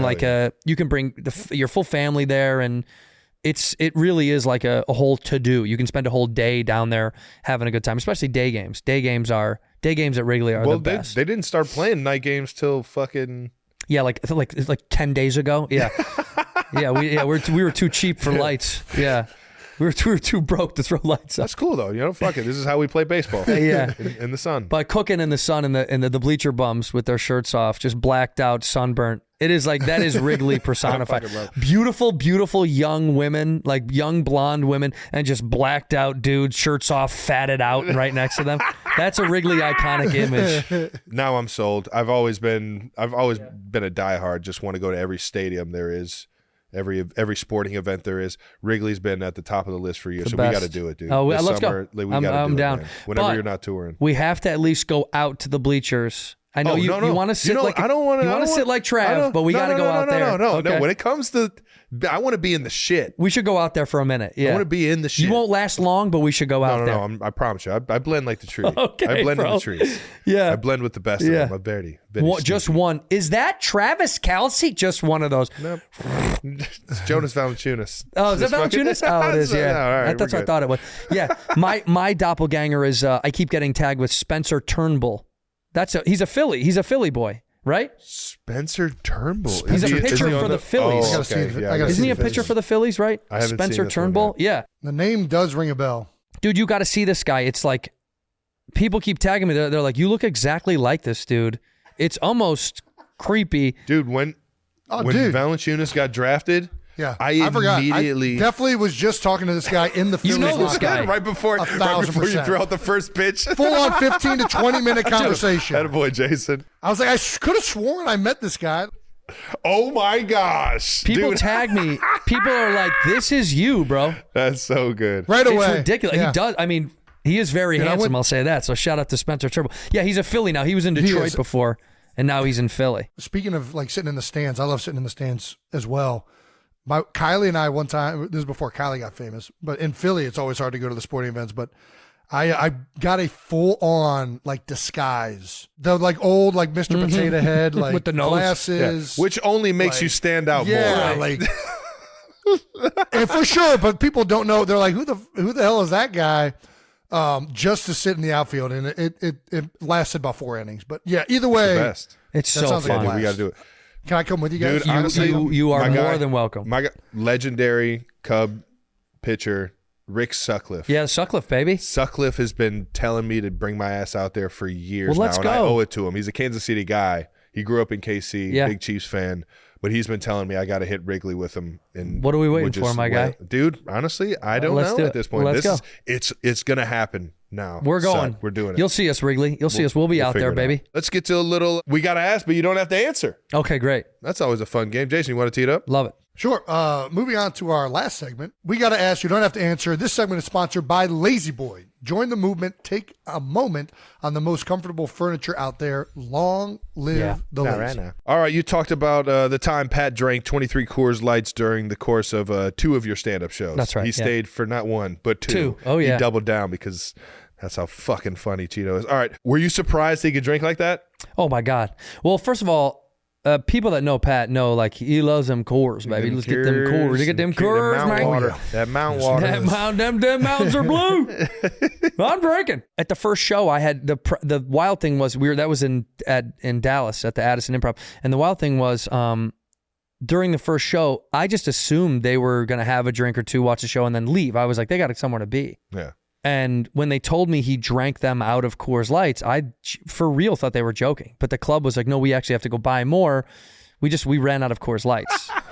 And it was like, legendary. I was like, that's not even a real thing. And they were like, no, I mean, obviously people in the room were drinking them, but they were like, your party drank a fair amount of Coors Lights. And then when the second show came around, I thought, well, he's probably only going to have a few. We're not going to like... You know what I mean? Like he'll probably have a few because then he'll want to go. But no, he smoked of whatever they gave him there. He just bashed all of those easy. Then we went out and he was like, let's go to this Mexican restaurant and get food and hang out. And we did. And then he smashed another probably dozen. And then he's like, who was at the club? Maybe he wanted to go to the club to go see somebody. Maybe it was Dez or something. I don't even remember who it was. And he was like, yeah, let's go meet them at the club. Then it was another like dozen Coors, this dude. I was like, I see why you're sponsored, dude. Yeah. Dude. Surprisingly coherent the entire time. Oh, yeah, dude, he's functional. He can, there's no Not like, a wobble, there's no like, oh, not a little- Pat's gone. No, he was smashing through them Coors, dude. Those silver bullets were going down easy, baby. Was a little surprised at first, then I got used to it. All righty. When Rob McElhenney came on the show, we talked about the time the two of you made fun of Travis for wearing a Rolex on the golf course. Do you remember this? Oh, fuck, dude. On the, remember when I brought, Yeah, this I guy went to brought an Lakeside? all gold Rolex. Yeah, an all gold Rolex to come play golf. I had just got it. I didn't know where to put it. I didn't want It to was throw hilarious. it in the golf bag. I just I was started like, what? ripping it with it on. And It's like, did you get? He just one of those claw machines. I was like, where did you get that from, dude? Is that? Why are you wearing that on the golf course? It was so shiny. But I'll tell you a good embarrassing story about Rob McElhenney. He won't like this at all. We were playing on. Trav had just you either just played with us or we were just about to play with you, and we were doing a round, and we were on a little par 3. Mac put one like over the fence into the river. Mm-hmm. And he took his club, I want to say it's like a wedge, and there's bushes, but there's also a one of those cross-linked fences behind the bush. Yeah. He threw it so hard, it went through that fence, through the bushes, and the LA River sits below it, and it's all concrete. Most of the time, it's no water in it. You could hear bing, bada, bing, bada, bing. You heard his club bounce off of the concrete. And me and the two dudes were playing with silence. I didn't say a word. I was like, "Oh, dude, I'm not gonna talk to him for the rest of the day." And he goes, and now when I tell that story, I'm like, "Dude, Mac threw a club one time through the fence," and he's like, "I don't do that. I don't do that anymore. That's not something I do anymore." I was like, "Okay, man, but you did. You did it once." Yeah, you did it once. It happened. Yeah, he was. So you send the ball into the river again. Yeah, he sent the ball and the club into the river. Yeah, but Trav, when he came out wearing a big shiny Rolex, I was like, "How are you going to swing with this thing on?" We kept making fun of him the whole time. But he stayed his course. He was. Once it was on, you got to eat it. Yeah, you have to. Again, that's playground rules. Then you take it off. No, you can't take it off. That's more embarrassing. Yeah, a dream foursome. Okay, golfers and non-golfers. That's tough. Yeah. Tiger, for sure, 100%. Jordan, because I know he's a big golf dog. Kid, man. Yeah. God, I'm trying to think of non-golfers too, because my brain just goes automatically to golfers. Tiger, Jordan, Kim Jong-un. Dude, most hole-in-ones in the history I've heard of he's golf so right there. nasty. He's the best. How could I not? Yeah. Hole-in-one again, Mr. Un? This is a par 5. Yeah, Larry David? and probably Larry would definitely be up there. I would say let's throw him in the mix. But that's what's tough is there's so many dudes that I would kill to play with. But Tiger for sure and MJ, I would love to play just those two cats alone. Because you get those two on the golf course. I would just want to see the competition. Oh I know, that's all I want to see. It has to be. They've had to have played together. And yeah. It was just the most epic round of all time. Yeah, absolutely. Yeah, Tiger and MJ. Whenever you guys want to play. Give me a call. You've been on a ton of TV shows. Which one specifically do people most recognize you on? Dave is probably because it's the most recent. Dave, people see me the most on, or when we were shooting the show. So I think that one a lot. I'll get I did my first sitcom that failed was called Mixology. It's weird. Sometimes I'll get like an aunt, like your aunt Janine. When I'm out, it'll be like, "Were you on a show called Mixology?" I'll get that sometimes, which is wild. It lasted one season on ABC and got crushed. But I did. I've done so many small little bit roles too. Arrested Development. No one really. That snuck on that. I did Curb, so people will see me from that sometimes because that was a couple of years ago, which was one of the best experiences of my entire life. So dope. It was wild, and but mostly Dave. Almost always Dave now. Because it was such a big show on FX for a hot minute, and hopefully Ricky Stenicki will be what more and more people see. Fuck yeah! And then who knows what's next? I have a new show that we're working on now for me, so fingers crossed. All about whiskey, baby. Let's fucking all go. about whiskey, baby. And we need a big bearded guy in the barrel room. So, Jason, if you're available, yeah, I'm free. Okay, yeah. Are you busy? Are you working? I'm okay, jobless. Good. Actually, currently, I officially don't have a job. Well, let's employ you, man. I think I would love to employ you. All right, perfect. Well, Wikipedia has a list of myriad of reasons, myriad of things that they have on there, as you're known as Slugger Santino, the Red Rocket. Yeah, that he is avoiding. Timeout. I got to bring this up. Orange. He's avoiding a word that's on this rundown because he doesn't. What is know the word? I used another good word. You did. You navigated it well. Wait, what's the word? Let me see. Can I see what the word is? Hold on. I think it's percent. Hold on. Where are we looking? Wikipedia has an official list of your pseudonyms. Right, pseudonyms. Silent P's always get me. The silent P's. Hey, if it's a PS, that's tough. Yeah, PSs are tough. But I use it is. That's Cincinnati's fine. That's Cincinnati. Yeah, that's a good. This is. I don't blame. This is what we don't blame Travis for. This is the whoever wrote that word in there. How dare you? You can't say you're not proud of me. But he said myriad. Myriad was good. That was, he was right. You have a litany. You could say litany. Ooh, a litany. A litany of lists. Another one. Litany. You did use some big words there. You nailed that. My pseudonyms on Wiki, yeah. The Slugger Santino, that came from when I was a young lad in Chicago. We grew up in downtown Chicago, my mom and I, when she was still a single mother, and I would fight a lot. I like to fight often. Fuck yeah. Yeah, it was one of my favorite things. Oh, hell yeah. I was kicked out of a few different places for fighting. I think I got kicked out of preschool for fighting, which is bananas. Dude. But they Welcome called me to the Slugger. team. Yeah, and then I went to Moody Fucking Bible, which people everyone- know, and everyone they here asked gets me kicked to out of leave preschool. politely. They asked because of my mom was like, "You kicking him out?" They're like, "We're asking him to no longer attend." Nobody wants Very to leave with there a was black eye. Very non-Catholic of him to punch everyone in the face that he doesn't like. So they called. So Slugger Santino was born from that, and the Red Rocket was a natural. That was a great play on a dog's penis nickname for me because I'm the Red Rocket. Yes, I'm a bit Red Rocket. What's the other one? Agent Orange. Agent Orange is not me. I'd never heard of that, but I like that. I'll take it. That's a good one. I'll take that. I like Agent Orange. Cheeto Dust Cultivator. Yeah, I think that's just someone playing with Cheeto Santino. Yeah, I think that one. I think that Cheeto one's just Santino, a rendition of it. The Last of the Great Gingers. Joe Rogan said that one time on his podcast, and that stuck. I think Joe introduced me on his podcast as the Last of the Great Gingers, and that kind of made its way somehow onto Wikipedia. It's so funny. It's like someone said something once like 7 years ago, and then it landed. Out of those ones right there we just listed. I think Agent Orange is. I should start going by that. I think that's amazing. I mean, that's like my Men in Black code. And you know what? You know when on Men in Black they make you look into that pen, but they just have to look into my hair. I just stare down. It's like, yeah, Medusa, man. Especially me in the winter, dude. Look at this, dude. Ghostly. You know what I mean? I can't wait for summertime to get burnt. Yeah. I just get a little, just ginger. one more shade of orange. That's all I get. I get a little.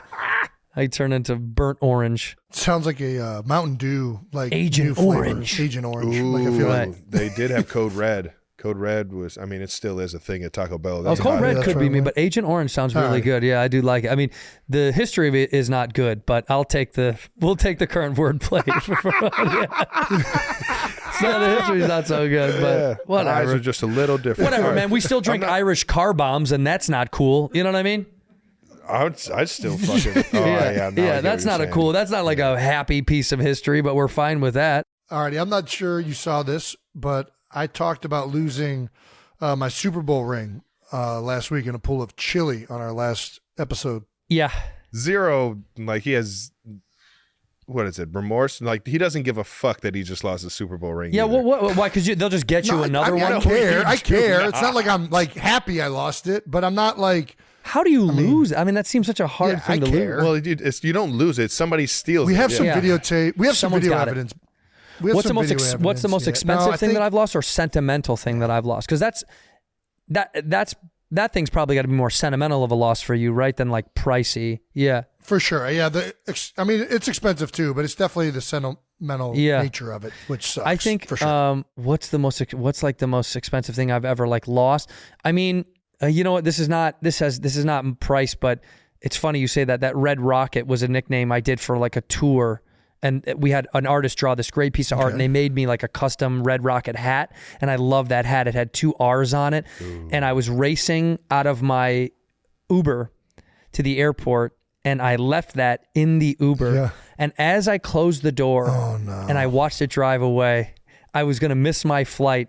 And I was like, should I call this dude to turn around? And I like slowly was like, goodbye, sweet hat. It killed me because it was like one of one. It was like the only one, and I was bummed. And so whoever got in that Uber got my Red Rocket hat. Yeah, a double R. It broke please. my heart. It was a bummer because it was like, Get it back to its I owner. love that hat, man. It was a one of one, and it was a cool gift from my buddy. So that sucked, and that was like only a couple months ago. But in the history of like losing stuff, there's nothing that I've like. The amount of times I've left AirPods somewhere is comical. Sure. I've gifted the world 7 AirPod. At least oh my for me. God, dude! What? I've left them so many places, I or have, they like- fall out of my pocket. I My went out car and key is bought- down there. It's not even in my pocket. That's me. This, look, I it drive fell out of my shit. pocket. Mine definitely did. Yeah, That's me. It happens all the time. The company is genius. Yeah, dude, I have an extra pair of brand new AirPods at my house right now, just in case, just because I know I'm gonna lose it. Well, I learned this. I lost my AirPod in a seat of the airplane, and the guy was like, we can try to get it for you. I got off of the plane. I waited. They're like picking apart the seat. The technician was picking it apart. And then he goes, I see it right there. And I was like, oh shit, awesome. And I go, can you get it? He goes, no chance. I was like, oh, okay. Why did we wait? What was the point of waiting? Damn it. But I don't know if you know this, tip for everybody. If you lose one AirPod, you can order a single AirPod. You don't have to buy. Yes, No, I swear. really? I went to the Apple store. I asked him. He's like, no, we can do a single order for one because this happens so much. Because I assumed I just needed to buy a new. But he was like, no, you can get a singular AirPod. So I went to the Apple store. So Shout out to Apple for that. That was huge. How much? Do you remember how much the single one was? Don't shout out You're Apple right. for anything. These Never mind. assholes invented the most Never mind, you're losable right. You're right, dude. Apple, you're the worst. You're the absolute worst. But the noise Unless, of course, you want to write me a check. They have phones. They could have unbreakable phones. They could use glass that doesn't break, but they purposely put it. Yeah, but you know what? glass I don't that put. does I don't. break. Okay, I'll So you have combat to go that. back. I've never put a case on my phone, Jason does the same thing. and I've never broken them. Yeah, but I don't I'm not a break 'em. case guy. I've broken it. I've broken it at least over 20 times. Well, this I've has had come from the brand guy new that lost phones his all over. Super Bowl Actually, ring, right so now. this makes sense. I think this makes. Yeah, I this just is want not- you to know yeah. you're plugging Apple cracked right right now. there. Yeah, you're Jason, plugging so them I don't real even hard. see it. You're Real hard. I might go to Apple and get a new phone now. I won't leave it though. I won't. I'm not going to leave them. All right, Cheeto, you're one of the most famous gingers out there. Can you do a Mount Rushmore of famous gingers for us? Oh, interesting. And Very you can put good. yourself on there. Shout out to George Washington, the original ginger. People don't know that. George Washington. He had what? My friend. You are remembering Mr. Washington in a wig. Yes, Yes, the like wig that was white not hair. his hair. That Shit was a so wig. wig he was wearing. Yeah. Um, Oh, look, it's George. he was Where's a redhead. this? You can look it up. George Washington was actually a redhead. Is there photo evidence of this? I don't know how many photographs were being snapped of GW, but You can read up on it, I'm sure. yeah, I think you can. I think you can read some literature about it. I would say, who else makes the Mount Rushmore of Gingerlies? I mean, I probably put Ronnie Howard up there, Opie Taylor, because I got called that a lot when I was a kid. The first school I went to in Chicago, all of the black kids called me Opie, and I hated it because I didn't understand what it even meant. But then I thought, oh, that kid was cute from Andy Griffith's show. Hell yeah. That's nobody on this, and nobody's listening to the show knows what that is. Unless you watch Nick at Night. Yeah, that's right. It's just right, baby. That's my dad's favorite show. My sister's over there. She can attest. My dad has watched more Andy Griffith episodes, right, than anything on earth. It's disgusting. She confirmed it. Yeah, it's absurd. So I would say, let's give Ronnie Howard a shout out. George Washington's on there. I don't know. Do you guys have any favorite gingers you like? It's pretty. I mean, we got a list of them. Oh, let me see. Does Canelo Alvarez count? Yeah, Canelo. I get called. Canelo. I get called Canelo sometimes. Prince Harry. He's in limbo with me right now. No, I'm kidding. Oh yeah, Andy Dalton. Shout out to Andy Dalton. Dude, he won me a free car, man. Did he really? Yeah, he threw the ball to me for a 15-yard touchdown, and the game was so ass at the Pro Bowl that year that it won me a free car. What kind of car was it? It was a Genesis. And who has that? I still have it. You do? Dude, yeah. Travis? Kumar's out here sliding around. It's a company car. Yeah, Bill Burr's got to be up there 100%. And let's give the other one to let's say Lindsay Lohan for sure. The OG. Nice. The OG Lindsay Lohan. We'll give it to her. The Yeah. lady gingers love. Yeah, she's making her second round in the biz. She's coming back, right? She's making like another pop in a big way. Yeah. I think I saw her. She did an Irish movie actually not too long ago. I think but my wife likes Hallmark movies. She did one of those and she liked it. I saw she the loves same Hallmark one. movies, How about man. that? Loves that. Yeah. It was. Are you All a right. Hallmark guy, Trav? I dabble now. Yeah, you do. I Yeah, dabble now. Well, you like the cards, so you might as well like the movies. Big fan of the cards. Huge fan of. Well, it's Kansas City-based company, so Is it really Hallmark? Yeah. Shout out. I'm throwing that out there. I think it is though. A piece of me thinks that's not true at all. Is it? I know They it. are? Okay. I mean, I've been there for fucking 11 years. I Oh, see yeah, it you all the should time. know. I By think now. maybe Should not know. based there, but I know it's big. Love their cards. Nice. We've mentioned on the show that conspiracy theories help bring NFL locker rooms together. What are your conspiracy theories? You got any good For ones? stand-up? Yeah, no, just period. You got any good conspiracies? Oh, my conspiracy theories. Yeah. Oh my God. They bring NFL locker rooms together. Like a Kyrie's flat Earth. Yeah. Yeah. Well, he's not the only one that thinks that, but he's probably yeah. the most. How many? well-known. What percentage of the NFL There's a believes in lot. flat Earth? Do you think? Dude, honestly, there's at least 10 guys, 10 to shockingly, 15 you- guys you would in be every shocked. locker room, I would imagine. That are hardcore flat Earthers. I think if you took a truly anonymous poll, like nobody had to disclose their name or anything like that, I think you're over 15% of an NFL locker room. It's crazy, dude. What? I'm telling you. That's insane. Dude, everyone gets hit in the head. It's unbelievable. Yeah, that's true. That's true. Cheeto, I was telling this to his position coach about, what percentage of guys, and the position coach, there's nobody on the team that actually thinks that. Within earshot of this conversation, one of the guys said, I mean, how do you know it's not? Yeah, man. Right on. And you got to let them fly with that, What are the other conspiracy theories I believe in? I mean, it's an endless list. I mean, which one? I mean, they're all real and true.